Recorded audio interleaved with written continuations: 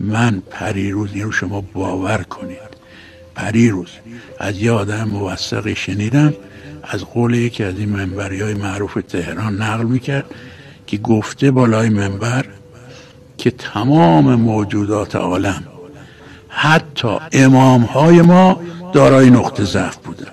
اون وقت گفته نقطه ضعف امام حسین حضرت عباس بود. ببینید چه جوری دارن تعبیر میکنن. اولا نقطه ضعف یعنی چی؟ امامت که مخالف با نقطه ضعف، تمام کمالات درش وجود داره. نقطه ضعف یعنی چی؟ یا وقت میخوای بگی شدت علاقه است، تازه اون علاقم روی جنبه های معنویه، روی جنبه های حقیقیه. امام حسین بهتر از ماه عباس رو میشناخت.